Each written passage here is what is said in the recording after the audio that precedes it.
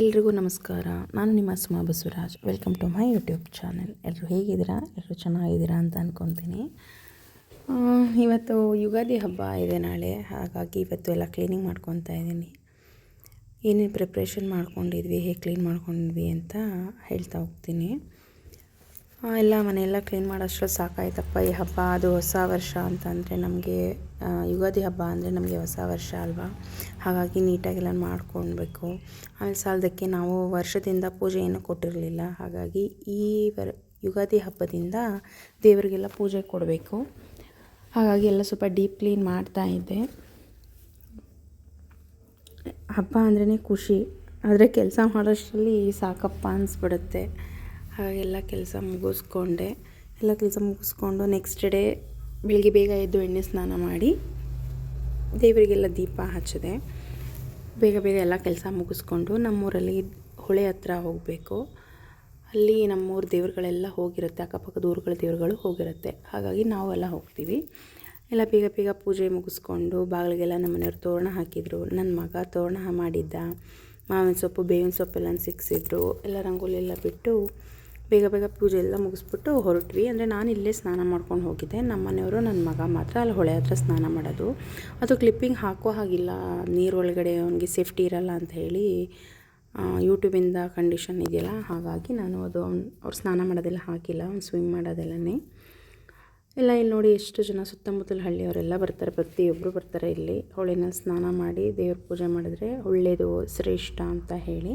ಹಾಗೆ ಎಷ್ಟು ಜನ ಇದ್ದಾರೆ. ಇದು ಉದ್ದಕ್ಕೂ ಇದೆ ಅಲ್ವಾ, ಹಾಗಾಗಿ ನಮಗೆ ಹೆಚ್ಚಿಗೆ ಕ್ರೌಡ್ ಕಾಣಿಸ್ತಾ ಇಲ್ಲ.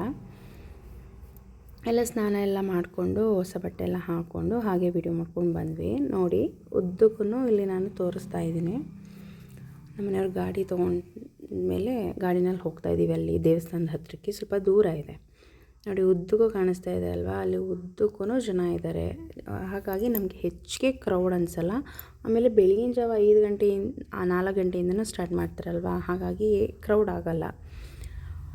ಆಮೇಲೆ ನಾನು ಗಂಗೆ ಪೂಜೆ ಮಾಡಿರಲಿಲ್ಲ, ಹಾಗಾಗಿ ಈ ಸಾರಿ ಗಂಗೆ ಪೂಜೆ ಮಾಡೋಣ ಅಂತ ಹೇಳಿ ಬಂದು ಇಲ್ಲಿ ಗಂಗೆ ಪೂಜೆ ಮಾಡಿದ್ವಿ. ಇಲ್ಲಿ ಎಲ್ಲ ನಮ್ಮ ಸುತ್ತಮುತ್ತಲ ದೇವರುಗಳೆಲ್ಲರನ್ನೂ ತೊಗೊಂಡು ಬಂದು ಎಲ್ಲನ ತೊಳೆದು ಅದಕ್ಕೆ ಅಲಂಕಾರ ಮಾಡ್ತಾರೆ. ತುಂಬ ಚೆನ್ನಾಗಿರುತ್ತೆ, ಪ್ರತಿಯೊಂದು ದೇವರು ಬರುತ್ತೆ. ಇಲ್ಲಿ ಕಾವೇರಿ ಬೋರೆ ದೇವರ ದೇವಸ್ಥಾನ ಅಂತ, ಕಾವೇರಿ ಬೋರೆ ದೇವರು ಇಲ್ಲಿ ಇರೋದು. ಹಾಗಾಗಿ ಸುತ್ತಮುತ್ತ ಪ್ಲೇಸ್ ಎಲ್ಲ ಚೆನ್ನಾಗಿದೆ, ಮದುವೆ ನಡೆಯುತ್ತೆ, ಶೂಟಿಂಗ್ ಪ್ಲೇಸ್. ಮೊದಲೆಲ್ಲ ಮಾದೇಪುರ ಅಲ್ಲಿ ಶೂಟಿಂಗ್ ಮಾಡ್ತಿದ್ರಲ್ವ, ಇಲ್ಲೂ ಕಾವೇರಿ ಬೋರೆ ದೇವರ ದೇವಸ್ಥಾನ ಅಂದರೆ ನೀರಿನ ಹತ್ರ ಎಲ್ಲ ಶೂಟಿಂಗ್ ಮಾಡಬೇಕು ಅಂದರೆ ಇಲ್ಲೇ ಮಾಡ್ತಾಯಿದ್ದಿದ್ದು ಅವಾಗೆಲ್ಲ. ಇವಾಗಲೂ ಕೂಡ ಮಾಡ್ತಾರೆ, ತುಂಬ ಚೆನ್ನಾಗಿದೆ. ಎಷ್ಟೊಂದು ಧಾರಾವಾಹಿಗಳಲ್ಲೆಲ್ಲ ಶೂಟಿಂಗ್ ಮಾಡ್ತಾರೆ. ಇಲ್ಲಿ ಬಂದು ದೇವ್ರ ಪೂಜೆ ಮಾಡಿಕೊಂಡು ಇಲ್ಲಿ ದೇವಸ್ಥಾನದಲ್ಲೇ ಬೇವು ಬೆಲ್ಲ ಎರಡೂ ಕೊಡ್ತಾರೆ. ಇಲ್ಲಿ ಪ್ರತಿಯೊಬ್ಬರೂ ಇಲ್ಲಿ ಪೂಜೆ ಮಾಡಿಸ್ಕೊಂಡು ಬೇವು ಬೆಲ್ಲ ತಿನ್ಕೊಂಡೇ ಹೋಗೋದು. ಹಾಗಾಗಿ ನಾವು ಎಲ್ಲ ಬೇವು ಬೆಲ್ಲ ತಿಂದ್ವಿ. ಹಾಗೆ ಆಚೆ ಬಂದು ಪೂಜೆ ಮಾಡ್ಕೊತಾ ಇದ್ದೀವಿ. ಅಲ್ಲಿ ಒಳಗಡೆ ಏನು ಪೂಜೆ ಮಾಡಲ್ಲ, ಸುಮ್ಮನೆ ದರ್ಶನ ಮಂಗಳಾರತಿ ಕೊಡ್ತಾರೆ. ಆಚೆ ಎಲ್ಲ ಪೂಜೆ ಮಾಡ್ಕೊಂಡು ಕೈ ಮುಕ್ಕೊಂಡ್ವಿ. ನೋಡಿ ಎಷ್ಟು ಜನ ಇದ್ದಾರೆ, ಏನೋ ಒಂಥರ ಖುಷಿ ಒಟ್ಟಿನಲ್ಲಿ ಹೊಸ ವರ್ಷದಲ್ಲಿ. ಇಲ್ಲಿ ಆಗಿನ ಕಾಲದಿಂದಲೂ ಅದು ನಡೆದು ಬಂದಿದೆ ಅಲ್ವಾ, ಹಾಗಾಗಿ ನಾವು ಪ್ರತಿ ವರ್ಷ ಏನು ಬರಲ್ಲ, ನಾವು 2 ವರ್ಷ 3 ವರ್ಷಕ್ಕೊಂದು ಸಾರಿ ಬರೋದು. ಮನೆಯಲ್ಲೇ ಅಡುಗೆ ಮಾಡಿ ಸಾಕಾಗಿರುತ್ತಲ್ವ, ಕೆಲಸ ಮಾಡಿ ಅಡುಗೆ ಮಾಡ್ತಾಯಿರ್ತೀವಿ ಮಧ್ಯಾಹ್ನಕ್ಕೆ. ಆಮೇಲೆ ದೇವ್ರುಗಳು ಬರುತ್ತೆ, ಪೂಜೆ ಕೊಡೋಕ್ಕೋಸ್ಕರ ಪೂಜೆ ಸಾಮಾನೆಲ್ಲ ರೆಡಿ ಮಾಡ್ಕೊಬೇಕಲ್ಲ, ಹಾಗಾಗಿ ನಾವು ಪ್ರತಿ ವರ್ಷ ಬರಲ್ಲ, 3 ವರ್ಷಕ್ಕೆ ಒಂದು ಸಾರಿ ಬರ್ತೀನಿ ನಾನು. ಎಲ್ಲ ಪೂಜೆ ಎಲ್ಲ ಮಾಡ್ಕೊಂಡಾಯಿತು. ಇವಾಗ ಅಲ್ಲಿ ನಮ್ಮ ದೇವರುಗಳು ರಾಮಗಿರಿಯಮ್ಮ ಅವ್ರುಗಳೆಲ್ಲರನ್ನೂ ಪೂಜೆ ಕಟ್ತಾ ಇದ್ದಾರೆ, ಹಾಗಾಗಿ ಅಲ್ಲಿಗೆ ಹೋಗ್ತಾಯಿದ್ವಿ. ನೋಡಿ ನಮ್ಮ ಊರಿನಲ್ಲೇ ಅರ್ಧ ಜನ 3/4 ಜನ ಎಲ್ಲ ಇಲ್ಲೇ ಇರ್ತಾರೆ. ಎಲ್ಲ ಇಲ್ಲಿ ಹೂವಂಬಳೆ ಎಲ್ಲ ಆದಮೇಲೆ ಎಲ್ಲ ಗುಡ್ಡಪ್ಪಂದಿರ್ಗೂ ಎಲ್ಲ ದೇವ್ರುಗಳನ್ನೂ ಹೊರಿಸ್ತಾರೆ. ಸಾಲದಕ್ಕೆ ನಮ್ಮ ಪಕ್ಕದವರು ಹನುಮನಾಳು ಅಂತ ಇದೆಯಲ್ಲ, ಅಲ್ಲಿ ಮಾರಮ್ಮ ಅಂದರೆ ನಮ್ಮ ರಾಮಗಿರಿ ಅಮ್ಮಂಗೆ ಅವರು ತಂಗಿ ಅಂತೆ, ಹಾಗಾಗಿ ಅವರು ಬಂದಿರ್ತಾರೆ. ಅವರು 3 ವರ್ಷಕ್ಕೆ ಒಂದು ಸಾರಿ ಇಲ್ಲಿಗೆ ಬರೋದು. ಒಂದು ವರ್ಷ ಇಲ್ಲಿಗೆ ಬಂದರೆ ಇನ್ನೊಂದು ವರ್ಷ ತಿರುಮಕೂಡ್ಲು ಟಿ ನರಸೀಪುರಕ್ಕೆ ಹೋಗ್ತಾರೆ. ನೋಡಿ ಇಲ್ಲಿ ಪೂಜೆ ಮಾಡ್ತಾಯಿದ್ರು, ಆಗಲೇ ಅಲ್ಲಿ ಹನುಮನಾಳು ಮಾರಮ್ಮ ಬಂದುಬಿಟ್ಟಿದ್ರು, ದೇವರು ಬಂದಿತ್ತು ಅವ್ರ ಮೇಲೆ, ಹಾಗಾಗಿ ಪೂಜೆ ಒರೆಸ್ಬಿಡ್ತಾರೆ ಅವ್ರಿಗೆ.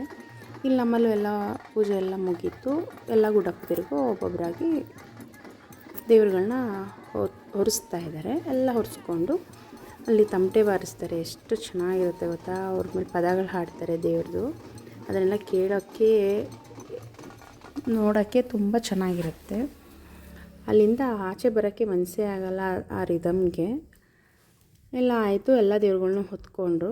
ಎಲ್ಲ ಹೊತ್ಕೊಂಡು ಅಲ್ಲಿ ಬೋರೆ ದೇವ್ರ ದೇವಸ್ಥಾನದ ಮುಂದೆಗಡೆ ಹೋಗಿ ಎಲ್ಲ ದೇವ್ರೂ ಅಲ್ಲಿ ಒಂದು ಸ್ವಲ್ಪ ಅಲ್ಲಿ ಕುಣಿತ ಆಡಿ ಅಕ್ಕ ತಂಗಿರೆಲ್ಲರೂ ನಾವು ಹೇಗೆ ಹಬ್ಬ ಹುಣ್ಮೆಗಳಲ್ಲಿ ನೆಂಟರುಗಳು ರಿಲೇಷನ್ಸ್ ಎಲ್ಲ ಒಟ್ಟಿಗೆ ಸೇರ್ತೀವೋ ಅದೇ ಥರ ಇವರು ದೇವ್ರುಗಳು ಕೂಡ ಈ ಥರ ವರ್ಷಕ್ಕೊಂದು ಸಾರಿ ಈ ಥರ ಎಲ್ಲರೂ ಸೇರ್ತಾರೆ.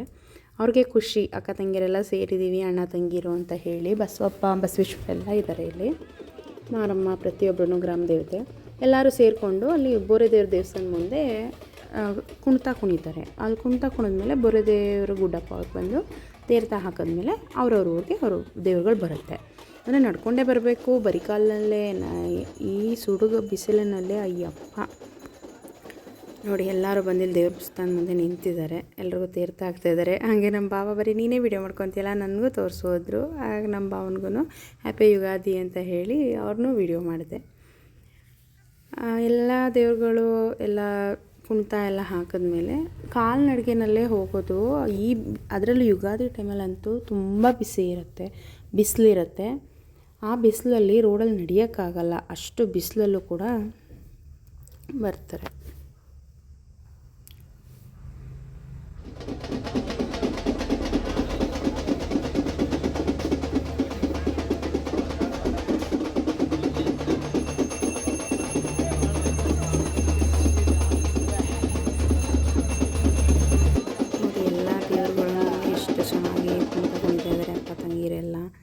ಎಲ್ಲರೂ ಹಾಗೆ ಅಲ್ವಾ, ನಾವು ಹೇಗೆ ಅಕ್ಕ ತಂಗಿರೆಲ್ಲ ಒಟ್ಟಿಗೆ ಸೇರ್ತೀವಿ, ಅವಾಗ ಖುಷಿಯಾಗಿರ್ತೀವಿ. ಅವ್ರುಗಳು ಹಾಗೆಯೇ ಎಲ್ಲರೂ ಸೇರಿದಾಗ ಅವ್ರಿಗೂ ತುಂಬ ಖುಷಿಯಾಗುತ್ತೆ.